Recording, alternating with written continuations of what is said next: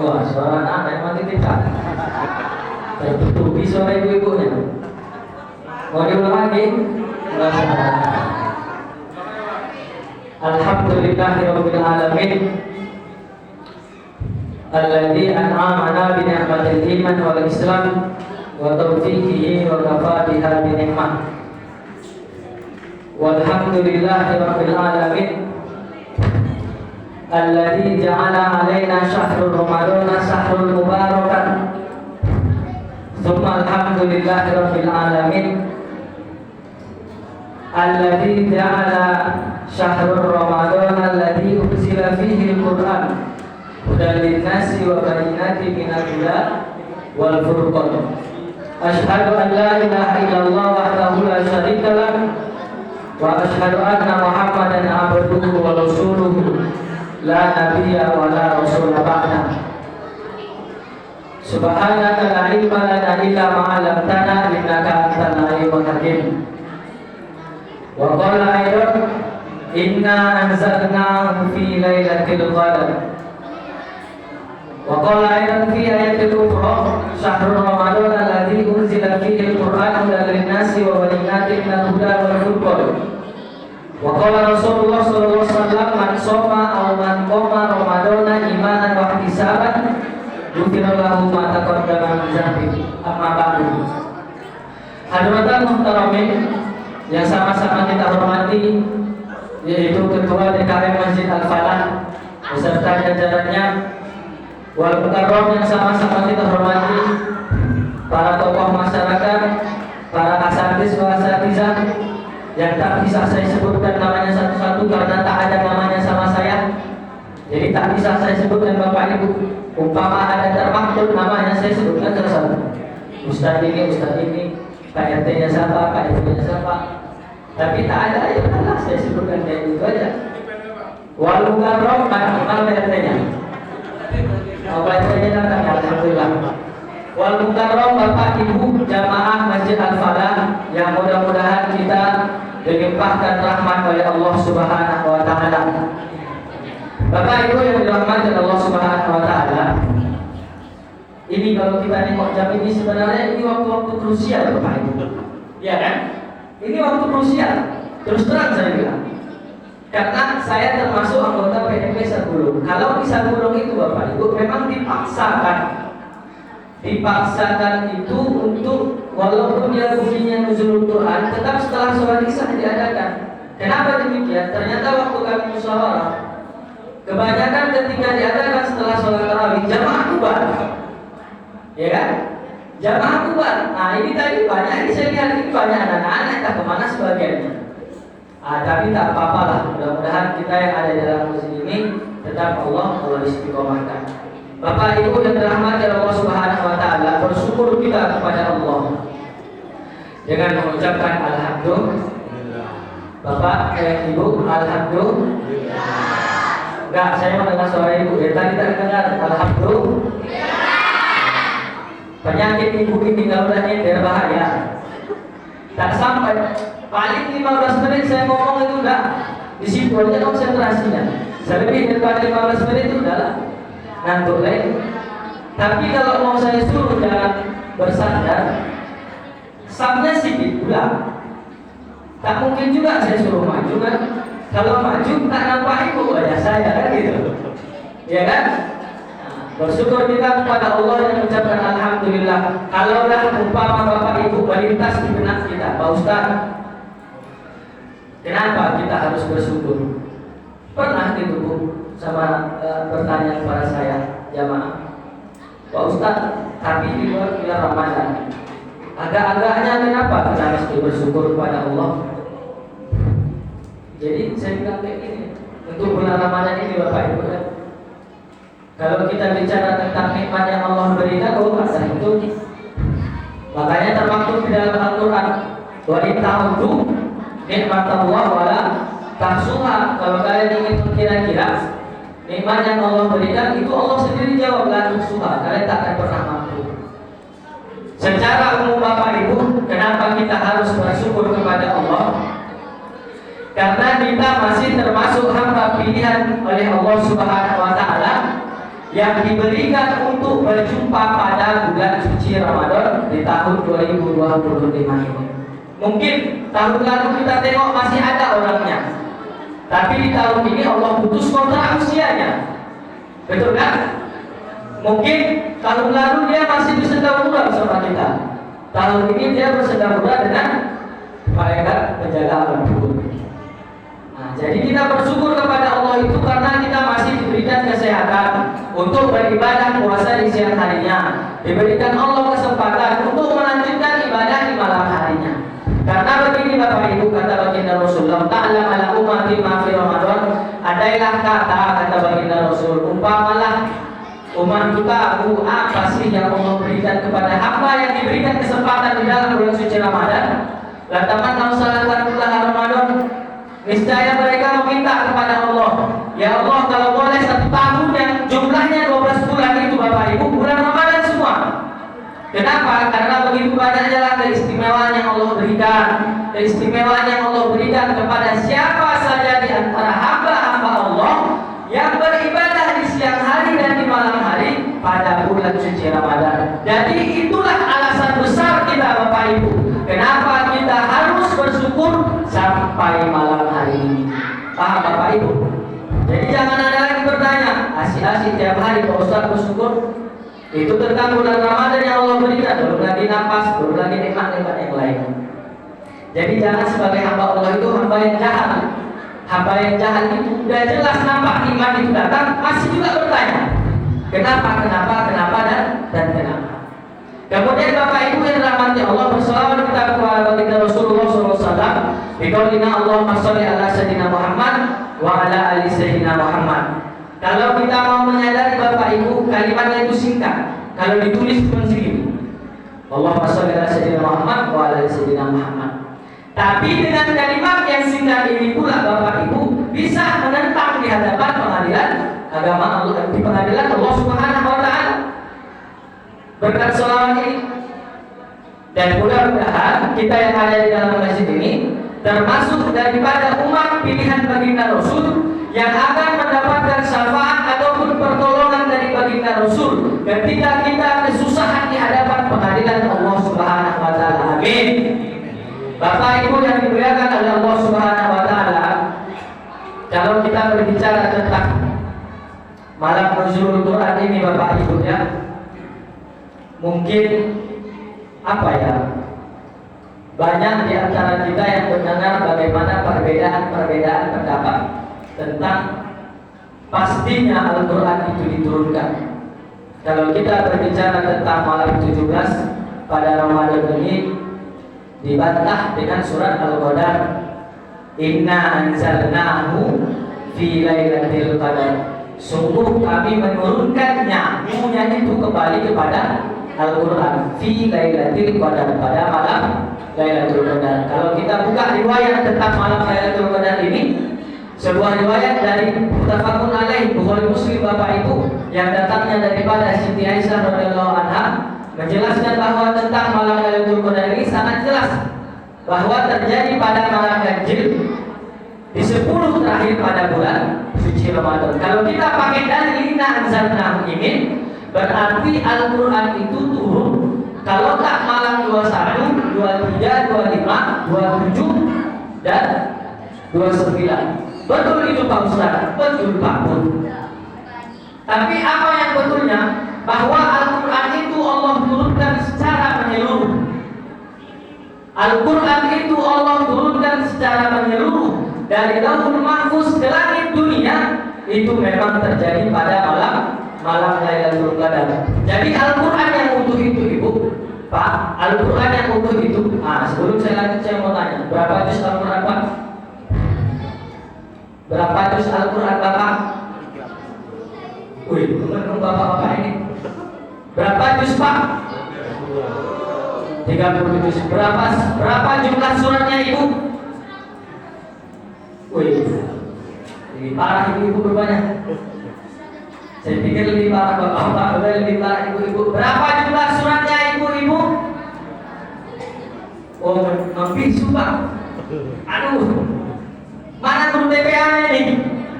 Berapa jumlah surat di dalam Al-Quran?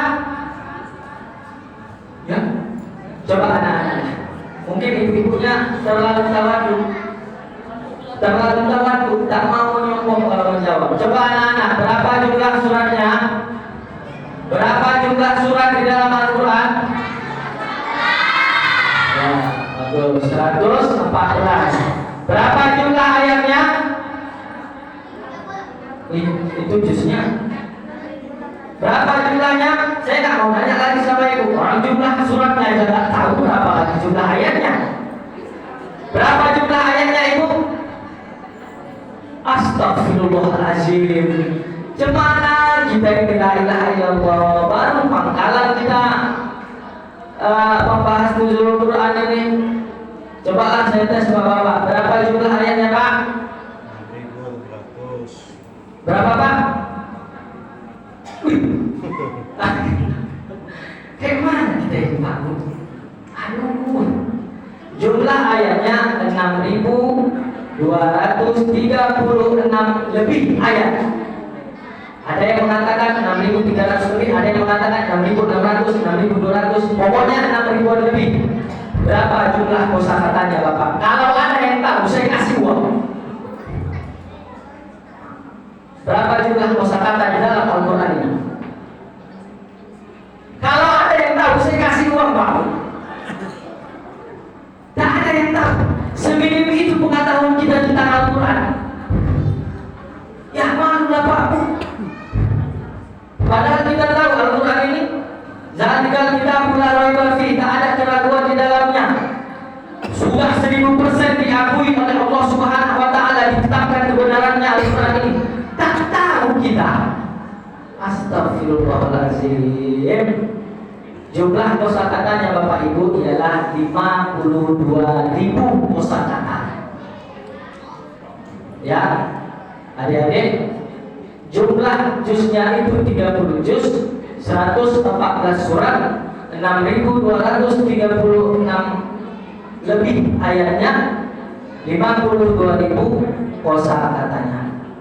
Keseluruhannya itu Bapak Ibu diturunkan sampai langit dunia, langit dunia, dari Lauhul Mahfuz sampai kepada langit dunia. Dari langit dunia kepada baginda Rasul itu tidak secara keseluruhan lagi, dia diturunkan secara berangsur-angsur. Nah, saya nanya lagi nih, dari langit dunia ke baginda Rasul itu diturunkan secara berangsur-angsur. Tuntasnya 30 juz itu memakan waktu berapa lama Bapak Ibu?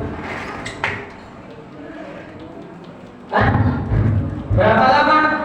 Dari langit dunia itu yang 30 juz itu, yang 114 surat itu, tuntasnya sampai kepada Nabi Muhammad itu membutuhkan berapa waktu? Astagfirullahaladzim. Tiap tahun kita peringati nuzul Quran, masa dia di murojaah? Tak ingat juga Bapak Ibu. Memakan waktu 22 tahun, 2 bulan, 22 hari. Jadi satu Al-Quran ini turun berangsur-angsur kepada baginda Rasul. Kalau di dalam mushaf dari Al-Fatihah sampai An-Nas itu Bapak Ibu memakan waktu 22 tahun, 2 bulan, 22 hari. Dan itu pun Al-Quran itu turunnya itu tergantung permasalahan yang dihadapi baginda Rasul saat itu. Kalau seumpamanya baginda Rasul menghadapi masalah, ada pertanyaan daripada para sahabat bertanya tentang sesuatu dan apa, saat itu baginda Rasul di kota Mekah, maka baginda Rasul menunggu wahyu dulu. Makanya ada di dalam Al-Quran ini tergolong surat Makkiyah. Ketika baginda Rasul menjumpai pertanyaan, ada pertanyaan dari kaum muslimin ketika beliau berada di kota Madinah, maka ayat itu termasuk surat Madaniyah. Makanya di dalam Al-Quran itu kan ada Bapak Ibu, ini surat termasuk surat Makkiyah, termasuk surat Madaniyah. Kalaulah saya tanya sekali lagi, berapa jumlah surat Makkiyah, berapa jumlah surat Madaniyah di dalam Al-Quran? Wah, saya Bapak Ibu mohon maaf, saya kalau ngisi tausiah gini, saya ada interaksi. Tak mau saya bercakap sendiri kan Bapak Ibu mendengarkan. Kalau tak saya bawa interaksi nanti takutnya ngantuk. Waktu kita lama. Makanya saya bawa interaksi. Kalau saya timbulkan pertanyaan, berapa ibu surat Baqiyah jumlahnya yang tergolong surat Baqiyah, dan berapa jumlah surat yang tergolong padanya? Astagfirullah. Nantilah kita belajar sama-sama lagi Bapak Ibu ya. Nah, kenapa kita memperingati malam 17 Ramadan ini termasuk malam nuzulul Quran Ibu? Salah itu Pak Ustaz? Tak salah. Kenapa?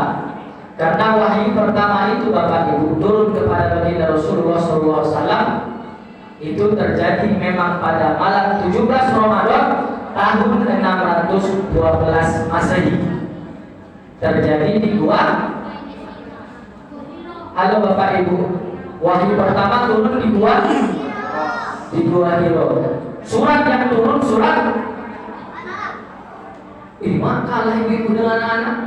Surat yang turun surat Al-Alaq. Berapa ayat berapa yang turun? 1 sampai 5. Syukur ibu terselamatkan sama adik itu. Kalau tidak, astagfirullahaladzim. Makanya lah Bapak Ibu, kita khususnya yang di Kota Batam ini ataupun di Indonesia ini memperingati malam nuzulul Quran itu malam ke-17 pada Ramadan tidak salah. Walaupun ada juga bantahan yang lain mengatakan bahwa di 17 Ramadan itu terjadi perang Badar, tapi dia di tahun 2 Hijriah. Di tahun 2 Hijriah ini kan terjadi di malam harinya, bukan terjadi di siang harinya. Jadi itu Bapak Ibu sepintas tentang proses turunnya Al-Quran. Ini masih pembukaan Bapak Ibu, masih pembukaan kita ini, belum lagi pada intinya, ya kan? Nah Bapak Ibu yang dimuliakan oleh Allah Subhanahu Wa Taala, mudah-mudahan yang saya sampaikan tadi itu ingat Bapak Ibu ya. Diingat itu Bapak Ibu berapa jumlahnya, juznya, ayatnya, suratnya, kemudian berapa lama proses turunnya. Kenapa bisa bertentangan dengan surat Al-Qadar, dengan surat yang lain? Itu harus diingat Bapak Ibu. Takutnya nanti ada pertanyaan dari jamaah lain, malu kita tak bisa jawab. Emang tak mungkin nanti nuzulul Quran yang di Masjid Al-Falah, kata mereka pula dari kita kan. Nah Bapak Ibu yang dirahmati oleh Allah Subhanahu Wa Taala, terlepas daripada proses turunnya Al-Quran ini Bapak Ibu, yang paling penting itu ialah ketika kita merayakan ataupun mengadakan acara nuzulul Quran itu paling tidak ada perubahan untuk diri kita terhadap Al-Quran ini. Jangan tiap tahun kita peringati nuzulul Quran tapi tak ada perubahan dari diri kita kepada Al-Quran ini. Apa yang harus kita ubah? Sebelumnya saya mau bertanya, rukun iman ada berapa Bapak Ibu? Rukun iman ada berapa Bapak Ibu? Iman kepada Al-Quran ini iman yang keberapa? Iman yang keberapa? Coba iman yang pertama, iman kepada suara apa? Guru TPA nya tolong bersuara lah. Yang kedua, iman kepada malaikat. Yang ketiga, iman kepada kitab-kitab Allah termasuk Al-Quran. Berarti beriman kepada Al-Quran itu termasuk rukun iman yang ketiga. Pertanyaannya, kalaulah saya lontarkan kepada kita yang ada di dalam masjid ini, kepada Bapak Ibu, apakah Ibu Bapak beriman kepada Al-Quran? Bu, apakah Ibu beriman kepada Al-Quran? Nanti Ibu di sini. Baru ini saya ngisi di kecamatan Ketua Jika ini, rupanya ibu-ibunya beriman Ibu kepada Al-Quran. Bapak beriman kepada Al-Quran? Ya, beriman. Saya tanya beriman atau tak berimannya, Bapak Ibu menjawab beriman. Itu jadi masalah Bapak Ibu. Masalahnya di mana? Di sini. Iman itu Bapak Ibu, definisi daripada iman itu kita tetapkan dalam hati, kita ikrarkan secara lisan, lalu kita praktekkan dengan badan tubuh kita. Artinya apa? Kalau Ibu Bapak tadi sudah mengakui beriman kepada Al-Quran ini, sudah Ibu ikrarkan beriman kepada Al-Quran ini, yang menjadi pokok permasalahannya adalah sudah Ibu praktekkan Al-Quran ini. Sudah Ibu Bapak praktekkan Al-Quran ini. Apa yang harus Ibu praktekkan Pak Ustaz? Yang pertama, semasa ibu hidup, selama bapak ibu hidup, sudah seberapa sering bapak ibu membaca ayat suci Al-Quran ini? Saya minta pertanggungjawabannya, karena tadi bapak ibu bilang kami beriman kepada Al-Quran. Kalau beriman kepada Al-Quran, tentu dong tentang Al-Quran ini harus kita tahu, harus kita baca, harus kita kaji, harus kita pahami, harus kita dalami, harus kita pelajari. Semasa bapak ibu hidup, sudah seberapa sering Al-Quran ini bapak ibu baca? Tak usah di luar daripada bulan suci Ramadan. Selama di bulan suci Ramadan ini bapak ibu, kita sudah sampai pada malam ke-17. Secara individual ya, tidak secara tadarus. Kalau tadarusnya halal sistemnya berkesinambungan. Ini secara individual. Sampai pada malam ke-17 ini sudah sampai juz berapa bapak ibu membaca ayat suci Al-Quran ini? Kalau saya bilang sudah berapa kali bapak ibu sampai malam 17 ini khatam Al-Quran ini, terlalu berat pertanyaannya. Sedangkan jumlahnya aja bapak ibu banyak yang diam. Apalagi saya tanya berapa kali sudah khatam? Berapa kali bapak ibu sudah menghabiskan waktu selama Ramadan ini membaca ayat suci Al-Quran ini? Tadi kata beriman. Sekarang saya tanya lagi, sudah berapa banyak bapak ibu kita sampai pada malam ke-17? Sudah sampai juz 17? Ada yang sudah sampai individual ini per orang sudah membaca sampai juz 17 bapak ibu. Padahal kata baginda Rasul begini bapak ibu, al-jannatu mustaqatun ala arba'atin nafarin, bahwa surga itu rindu dengan 4 golongan manusia. Salah satu di antara keempatnya bapak ibu ialah talil Quran, orang yang membaca ayat suci Al-Quran. Secara logikanya kalau kita itu kan kita ingin ketemu tuh, ya kan? Kalau bapak rindu kepada ibu, pengennya apa? Ketemu kan? Pun juga sebaliknya, kalau ibu rindu kepada bapak, pengennya ketemu kan? Enggak juga Pak Ustaz. Kalau rindu tak ketemu pun tak apa-apa, asal transfer aman lah Pak Ustaz. Biasanya kalau kita rindu, kita pengennya ketemu. Sebegitu juga tentang Al-Quran ini bapak ibu. Begitu rindunya sudah terhadap orang-orang yang membaca ayat suci Al-Quran pada setiap harinya. Di dalam riwayat lain juga kan maksud kita dengar, khairukum, kita akan kita ini, khairukum man ta'allama Al-Quran wa 'allamahu, yang terbaik di antara kalian yang belajar Al-Quran, yang membaca Al-Quran, yang mengkaji Al-Quran, yang mendalami Al-Quran. Setelah ia baca, dia pelajari, dia dalami, dia kaji, kemudian dia ajarkan kepada orang lain. Di dalam riwayat lain lagi bapak ibu diungkapkan baginda Rasul perihal Al-Quran ini 10 cara dapat memagnet rezeki datang daripada Allah Subhanahu wa taala. Salah satu di antaranya talil Quran, membaca ayat suci Al-Quran. Dari 3 dalil ini saja bapak ibu sudahlah bisa kita jadikan hujah. Sudahlah kita bisa jadikan pedoman bahwa siapa yang membaca ayat suci Al-Quran, siapa yang memanage waktunya membaca ayat suci Al-Quran, tak ada ruginya.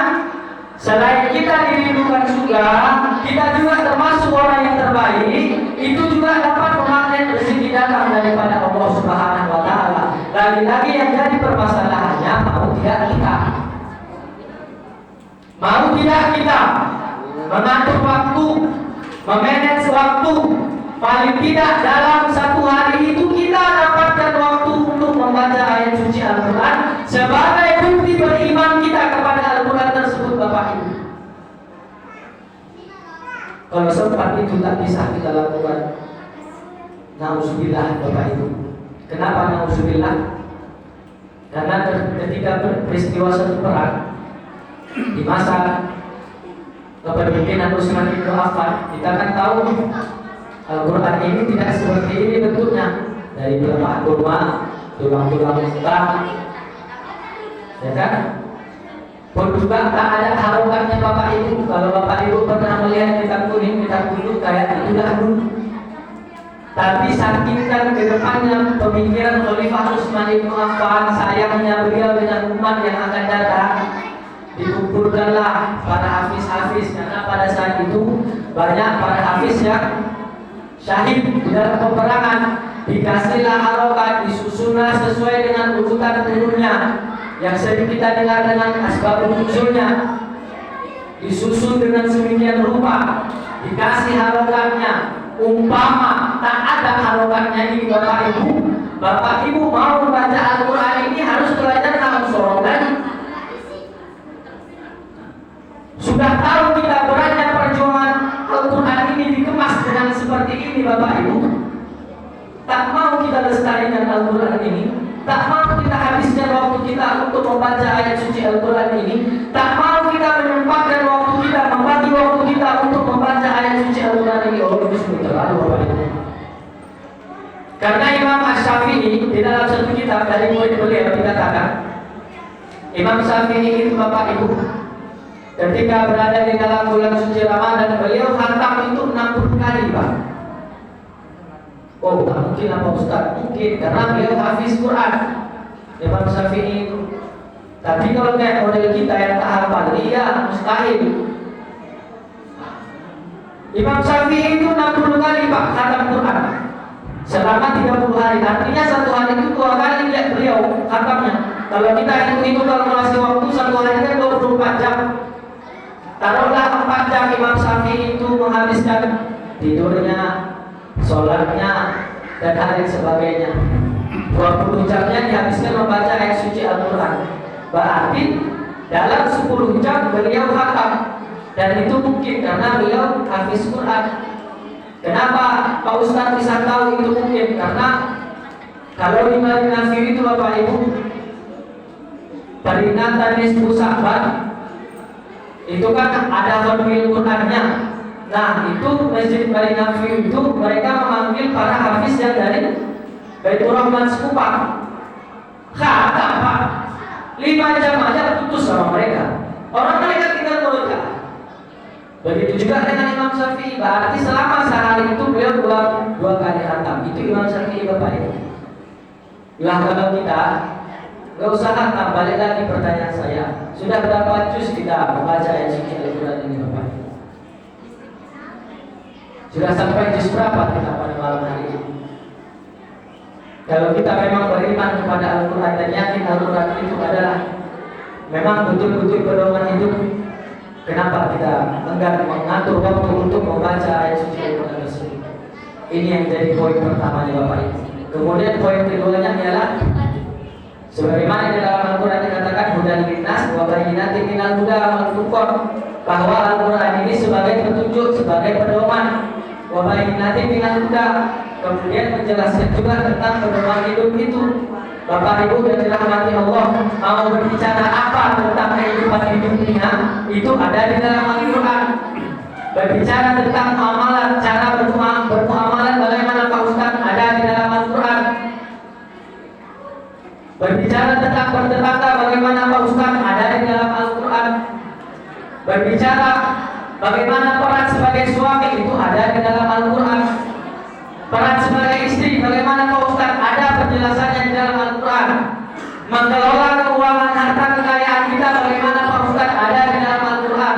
Contoh satu ayatnya, wa fi amwalihim haqqul lis-sa'il wal mahrum. Al-Quran mengatur mengelola uang itu Bapak Ibu, seolah-olah Al-Quran itu menyadarkan kita bahwa semua harta kita itu tak punya kita. Ada hak as-sa'il wal mahrum di dalamnya, ada hak orang lain di dalamnya. Semua tentang kehidupan kita selama menjalani kehidupan di dunia ini ada di dalam Al-Quran. Pertanyaannya, sudah kita jadikan Al-Quran ini sebagai pedoman hidup Ibu? Sudah kita jadikan Al-Quran ini sebagai pedoman hidup kita Bapak? Kalau setiap khutbah Quran bukan main lagi Pak. Lisan kita berdoa, Allahumma arhamna bil Quran waj'alhu lana imaman waj'alhu lana imaman. Ya Allah, berkahi kami dengan Al-Quran, jadikanlah ia pemimpin. Arti dari doa yang sering kita baca, kita berdoa kepada Allah, ya Allah, jadikan Al-Quran sebagai pemimpin, sebagai pedoman selama hidup di atas muka bumi ini. Tapi pertanyaannya, selama menapak kaki di atas muka bumi Allah ini, sudahkah kita jadikan ini sebagai pedoman? Sudahkah kita sebagai suami berperan sebagai suami, sesuai dengan apa yang diatur oleh Al-Quran Bapak? Sudahkah kita menjadi seorang istri sesuai dengan apa yang diatur oleh Al-Quran Ibu? Sudahkah kita sebagai anak sesuai dengan apa yang diatur oleh Al-Quran? Sudahkah kita sebagai tetangga yang hidup bertetangga sesuai dengan apa yang diatur oleh Al-Quran? Kalau kita mau bahas satu persatu Bapak Ibu sampai subuh baru selesai. Yang penting-pentingnya aja saya sampaikan. Nyatanya kan dalam kehidupan kita sekarang kan tidak sesuai. Al-Quran berkata perihal masalah suami bahwa istrimu itu harus kau ayomi. Istrimu itu apa haknya harus kau lengkapi, kebutuhannya harus kau lengkapi, makannya harus kau tanggung, kau beri tempat tinggal yang aman, jangan pernah kau sakiti, jangan pernah kau caci maki. Al-Quran mengatur seperti itu. Tapi banyaknya kehidupan kita pada saat ini, para suami keluar daripada Al-Quran. Salah sedikit suami ditempeleng, ya Bu, karena tak masak, suami dibalikkan ke orang tuanya, istri dibalikkan ke orang tuanya. Oh saya syukur Pak Ustaz dibalikkan daripada saya sehat, daripada saya dihati, kata si ibu. Istri telat aja mengerjakan kegiatan rumah, langsung direpet-repeti, langsung dicaci maki. Memang kau ya tak tahu kau ya capeknya kerja di bengkel dari mana? Padahal kerjamu di rumah aja. Bisa pula rumah ini besar.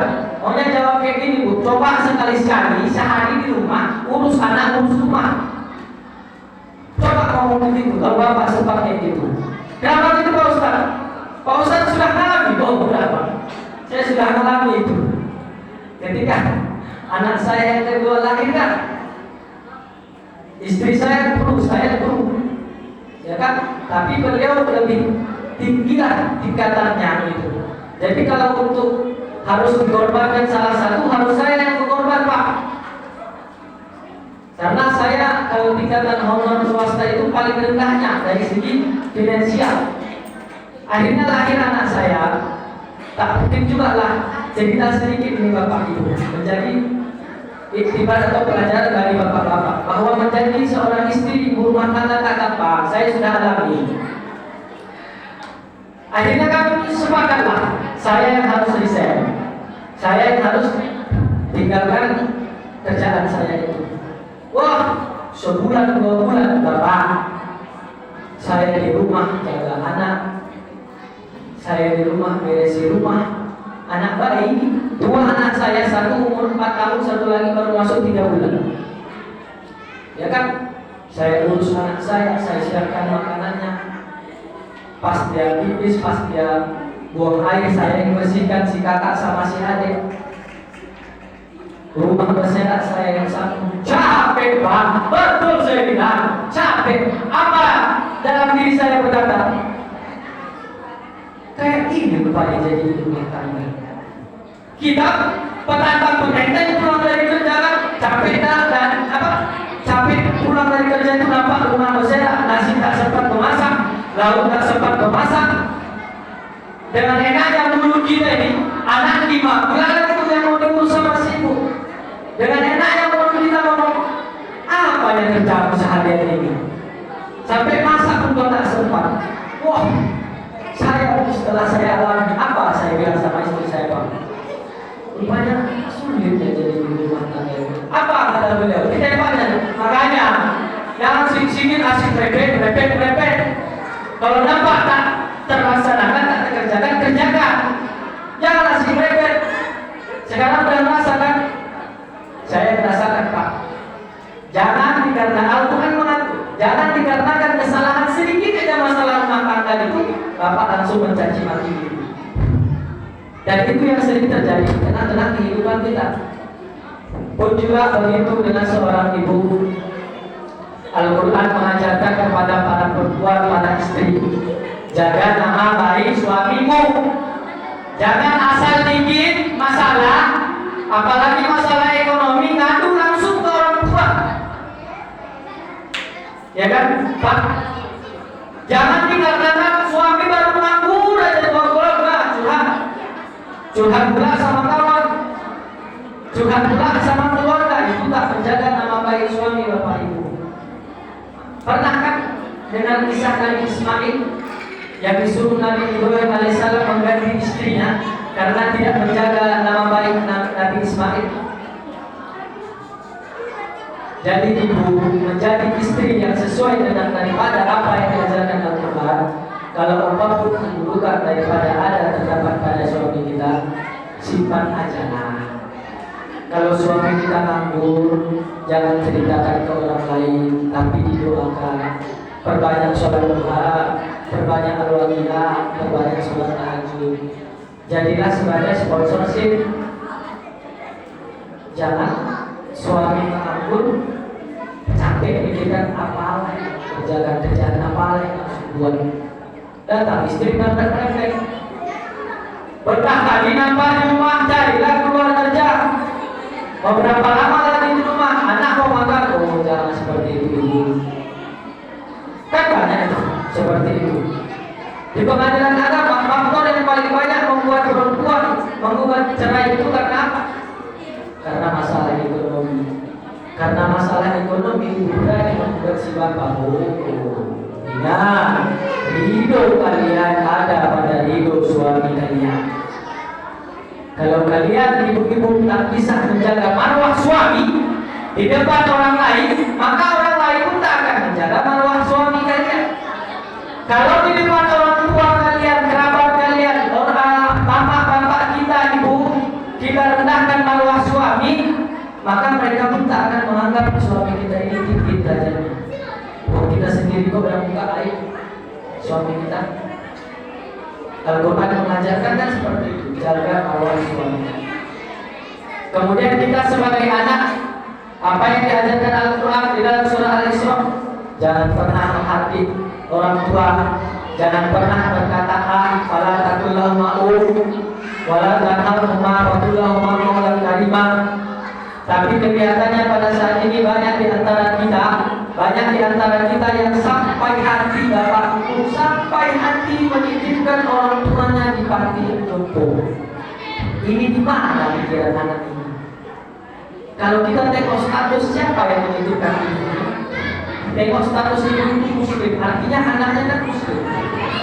Sampai hati kita bapak ibu, sampai hati kita menitipkan orang tua kita ke panti jompo. Apakah itu yang diajarkan Al-Quran kepada kita? Al-Quran mengajarkan kepada kita merawat orang tua kita, terutama ibu kita. Sampai di dalam riwayatkan kata baginda Rasul 3 banding 1 kita tak hidup. Tapi nyatanya dalam kehidupan kita banyak yang seperti itu. Berarti Al-Quran ini tidak menjadi pedoman hidup kita, Bapak Ibu. Berarti Al-Quran ini tidak menjadi imam kita. Bukan Al-Quran jadi imam kita jadi makmum, tidak. Tapi kita yang menjadi imam, Al-Quran menjadi makmum. Bahkan Al-Quran ini tak kita pakai. Ketika kita menghadapi satu masalah, kan jarang di antara kita yang merujuk kepada Al-Quran. Kemana kita merujuknya? Ke ustaz-ustaz yang ada di TikTok, quotes yang lewat di TikTok, kan lagi trending sekarang. Rujukan orang kan banyak sekarang di situ, di quotes yang ada yang lewat di TikTok kita. Bukan Al-Quran, bukan Sunnah. Padahal baginda Rasul apa kata baginda Rasul? Taraktu fikum amrayn, tinggalkan kalian dua warisan. La tadallu ma tamassakum fima. Kalian tak akan pernah tersesat. Kalian akan menjadi seorang suami yang baik. Kalian akan menjadi seorang istri yang baik. Kalian akan menjadi seorang anak yang baik kalau kalian berpegang teguh atas kedua ini. Apa itu? Salah satunya Al-Quran. Jadi pedoman hidup kita ini Bapak Ibu bukan kata sini, tapi lihat daripada Jadi Bapak Ibu yang dimuliakan oleh Allah Subhanahu wa taala, kalau Bapak Ibu semua mengaku beriman kepada Al-Quran, maka tanyakan diri, sudahkah kita buktikan dengan kita berbanyak membaca ayat suci Al-Quran itu? Tanyakan kepada diri, sudahkah kita praktekkan ataupun sudahkah kita amalkan apa yang ada di dalam daripada Al-Quran itu? Kalau belum kita praktekkan Bapak Ibu, maka iman kita dusta terhadap Al-Quran.